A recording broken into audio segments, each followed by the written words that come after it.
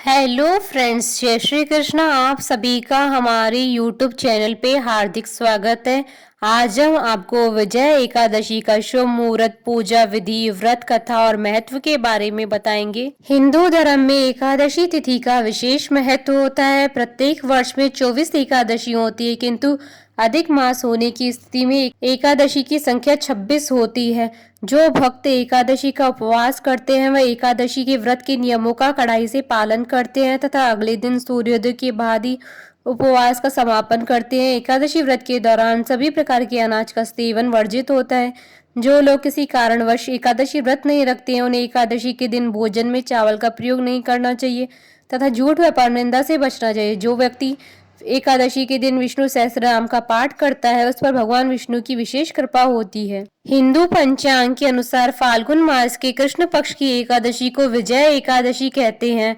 विजय एकादशी इस बार 9 मार्च 2021 के दिन है। ये एकादशी महाशिवरात्रि से 2 दिन पहले आती है। हिंदू पुराणों में विजय एकादशी को सर्वोत्तम माना जाता है। मान्यता है कि इस व्रत के प्रभाव से सभी पापों का नाश होता है और सच्चे मन से विधि पूर्वक व्रत करने वाले व्यक्ति को हर हाल में विजय प्राप्त होती है। मान्यता है कि भगवान राम ने भी लंका विजय के लिए इसी दिन समुद्र किनारे पूजा की थी। मान्यता है कि वकदालभ्य ऋषि ने ही भगवान राम से सेनापतियों के साथ विजय एकादशी व्रत करने के लिए कहा था।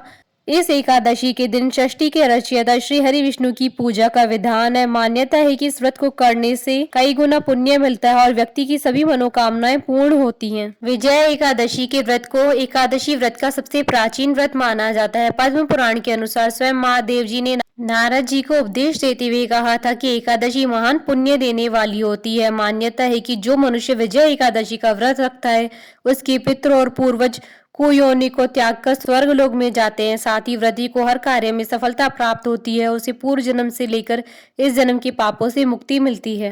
विजय एकादशी का शुभ मुहूर्त पंचांग के अनुसार इस बार विजय एकादशी 9 मार्च 2021 मंगलवार की दिन है। फाल्गुन कृष्ण एकादशी तिथि प्रारंभ होगी 8 मार्च 2021 को दोपहर 3:44 पर और एकादशी तिथि समाप्त होगी 9 मार्च 2021 को दोपहर 3:02 पर। व्रत पारण का समय रहेगा 10 मार्च 2021 को सुबह 6:36 से सुबह 8:58 तक। कुल अवधि 2 घंटे 22 मिनट रहेगी। द्वादशी समाप्त होने का समय रहेगा 10 मार्च 2021 को दोपहर 2:40 पर।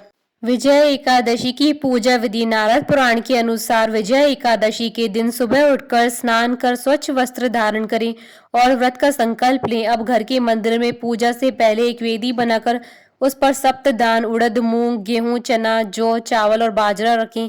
वेदी के ऊपर एक कलश की स्थापना करें और उसमें आम या अशोक के 5 पत्ते लगाएं। अब वेदी पर भगवान विष्णु की मूर्ति या तस्वीर रखें। इसके बाद भगवान विष्णु जी को पीले फूल, ऋतुफल और तुलसी दल अर्पित करें। फिर धूप दीप से विष्णु जी की आरती उतारें। शाम के समय भगवान विष्णु जी की आरती उतारने के बाद फलाहार ग्रहण करें। रात्रि के समय सोए नहीं बल्कि भजन कीर्तन करते हुए जागरण करें। अगले दिन सुबह किसी ब्राह्मण को भोजन कराएं, यथाशक्ति दान दक्षिणा देकर विदा करें। इसके बाद आप भी भोजन कर व्रत का पारण करें। विजय एकादशी की कथा। धर्मराज युधिष्ठिर बोले, हे जनार्दन, फाल्गुन मास की कृष्ण पक्ष की एकादशी का क्या नाम है तथा उसकी विधि क्या है, कृपा करके मुझे बताइए। श्री भगवान बोले, हे राजन, फाल्गुन मास की कृष्ण पक्ष की एकादशी का नाम विजया एकादशी है। इसके व्रत के प्रभाव से मनुष्य को विजय प्राप्त होती है। यह सब व्रतों में उत्तम व्रत है। इस विजय एकादशी के महात्म्य के श्रवण व पठन से समस्त पाप नाश हो जाते हैं।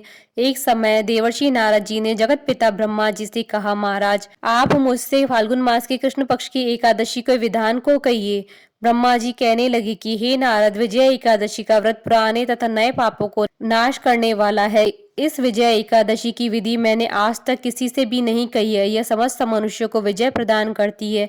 त्रेता युग में मर्यादा पुरुषोत्तम श्री रामचंद्र जी को जब 14 वर्ष का वनवास हो गया था तब वे श्री लक्ष्मण तथा सीता जी सहित पंचवटी में निवास करने लगे। वहां पर दुष्ट रावण ने जब सीता जी का हरण किया तब इस समाचार से श्री रामचंद्र जी तथा लक्ष्मण अत्यंत व्याकुल हो गए और सीता जी की खोज में चल दिए। घूमते घूमते जब वे मरणासन जटायु के पास पहुंचे तो जटायु उन्हें सीता जी का वृतांत सुनाकर स्वर्ग लोक चला गया। कुछ आगे चलकर उनकी सुग्रीव से मित्रता हुई और बाली का वध किया। हनुमान जी ने लंका में जाकर सीता जी का पता लगाया। उनसे श्री रामचंद्र जी और सुग्रीव की मित्रता का वर्णन किया। वहां से लौटकर हनुमान जी ने भगवान राम के पास आकर सब समाचार कहे। श्री रामचंद्र जी ने वानर सेना सहित सुग्रीव की संपत्ति से लंका को प्रस्थान किया। जब श्री रामचंद्र जी समुद्र किनारे पहुंचे तब उन्होंने मगरमच्छ आदि से युक्त उस अगाध समुद्र को देखकर लक्ष्मण जी से कहा कि इस समुद्र को हम किस प्रकार पार करेंगे। श्री लक्ष्मण ने कहा कि हे पुराण पुरुषोत्तम, आप आदि पुरुष हैं, सब जानते हैं। यहाँ से आधा योजन दूर पर कुमारी द्वीप में वकदालभ्य नाम के मुनि रहते हैं। उन्होंने अनेक ब्रह्मा देखे हैं। आप उनके पास जाकर उनका उपाय पूछिए। लक्ष्मण जी के इस प्रकार के वचन सुनकर श्री रामचंद्र जी वकदालभ्य ऋषि के पास गए और उनको प्रणाम करके बैठ गए। मुनि ने भी उनको मनुष्य रूप धारण किए हुए पुराण पुरुषोत्तम समझकर उनसे पूछा कि हे राम, आपका आना कैसे हुआ है। रामचंद्र जी कहने लगे कि हे ऋषि, मैं अपनी सेना सहित यहाँ आया हूँ और राक्षसों को जीतने के लिए लंका जा रहा हूँ। आप कृपा करके समुद्र पार करने का कोई उपाय बतलाइए, इसी कारण आपके पास आया हूँ। वकदालभ्य ऋषि बोले कि हे राम, फाल्गुन मास के कृष्ण पक्ष की एकादशी का उत्तम व्रत करने से निश्चय ही आपकी विजय होगी, साथ ही आप समुद्र भी अवश्य पार कर लेंगे। इस व्रत की विधि यह है कि दशमी के दिन स्वर्ण, चांदी, तांबा या मिट्टी का एक घड़ा बनाएं।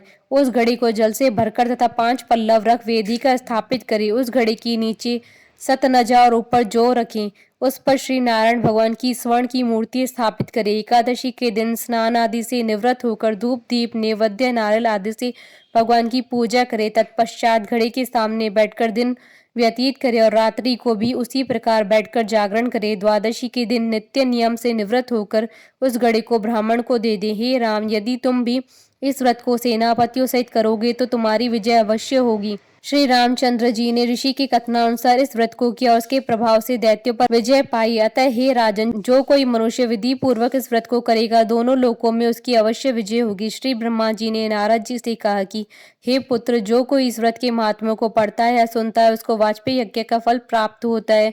बोलिए भगवान श्री कृष्ण की जय, रामचंद्र जी की जय। आशा करती हूँ कि आपको विजया एकादशी व्रत कथा, पूजा विधि, शुभ मुहूर्त और महत्व का ये वीडियो पसंद आया होगा। तो आप इस वीडियो को अधिक से अधिक लाइक और शेयर कीजिएगा ताकि सभी भक्तों को इस वीडियो का लाभ प्राप्त हो सके। आप हमारे चैनल को सब्सक्राइब जरूर कीजिएगा अगर अब तक नहीं किया है तो, ताकि आप और हम कनेक्टेड रहें। साथ ही प्रेस करना ना भूलिएगा बेल आइकन को, जिससे नए वीडियो से रिलेटेड नोटिफिकेशन आपको तुरंत प्राप्त हो सके। जय श्री कृष्णा।